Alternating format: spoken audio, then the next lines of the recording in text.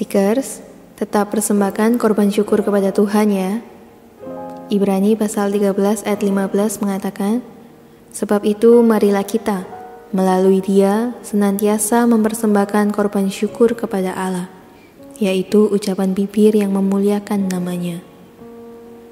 Banyak hal terjadi dalam hidup kita. Ada yang menyenangkan dan ada yang menyedihkan. Apapun yang terjadi, kita perlu ingat bahwa tahta Tuhan tidak berubah, namanya juga tidak berubah, dan kemuliaannya juga tidak berubah. Dia tetap patut dipuji. Pujian itu lebih dari sekedar mengucap syukur. Mengucap syukur bisa kita lakukan ketika kita menerima sesuatu dari Tuhan. Tetapi pujian lebih dari itu. Pujian kita panjatkan bukan karena telah menerima sesuatu dari Tuhan, tetapi karena Tuhan memang patut dipuji. Seekers, aku perlu belajar memuji Tuhan karena diri Tuhan sendiri, dan bukan karena apa yang telah Tuhan berikan atau kerjakan bagi kita. Pujian seperti inilah yang disebut kurban syukur. Mengapa disebut kurban? Apa itu kurban? Kurban berarti ada luka, kehilangan, dan pengorbanan. Mempersembahkan kurban bukan berarti mendapatkan sesuatu, melainkan kehilangan sesuatu. Saat terluka, sedih, kehilangan, tak berdaya, kamu tetap percaya bahwa semuanya itu tidak mengubah tahta Tuhan. Kamu sadar bahwa tahta Tuhan tetap berdiri dan tidak dapat digoyangkan. Karena itulah kamu tetap memuji Tuhan. Itulah yang dimaksud kurban syukur. Ini jauh melampaui ucapan syukur. Dalam kitab Mazmur, ada banyak sekali mazmur penderitaan.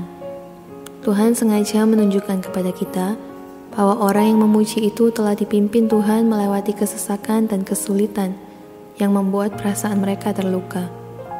Mereka telah memasuki jurang yang gelap, terbuang, terfitnah, dan teraniaya.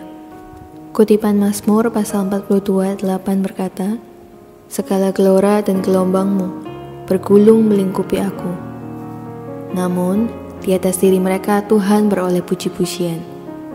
Kata-kata puji-pujian bukan hanya keluar dari mulut mereka yang hidupnya enak dan lancar, lebih-lebih dari mereka yang menderita ganjaran dan ujian. Bukan orang yang merasa paling gembira yang suara puji-pujiannya paling nyaring. Orang yang suara puji-pujiannya paling nyaring dan merdu seringkali justru adalah mereka yang mengalami kesukaran. Dan justru puji-pujian semacam ini yang paling diperkenan Tuhan dan paling diberkati Tuhan. Inilah kurban syukur. Seekers, kita perlu belajar berdoa. Kita juga perlu belajar memuji. Begitu menjadi orang Kristen, kita perlu menyadari pentingnya memuji Tuhan. Jika kita dapat memuji Tuhan dari hari ke hari, itu adalah suatu pelajaran dan pelatihan rohani yang baik sekali. Memuji adalah pekerjaan yang tertinggi dari anak-anak Tuhan. Tahta Tuhan adalah titik tertinggi dalam alam semesta. Namun Tuhan bertahta di atas puji-pujian. Begitu bangun di pagi hari, saat menghadapi urusan, saat beribadah, ketika seorang diri, pujilah Tuhan. Pujilah Tuhan minimum 7 kali sehari seperti yang dilakukan Daud. Jangan lebih sedikit dari Daud. Bila kita tidak belajar memuji Tuhan setiap hari, kita akan sulit memiliki kurban syukur. Mari kita berdoa. Tuhan Yesus, Engkau patut menerima semua pujian. Aku mau menjadi orang yang terbiasa memuji-Mu, sehingga di situasi yang sangat sulit untuk memuji, aku tetap bisa memuji. Amin.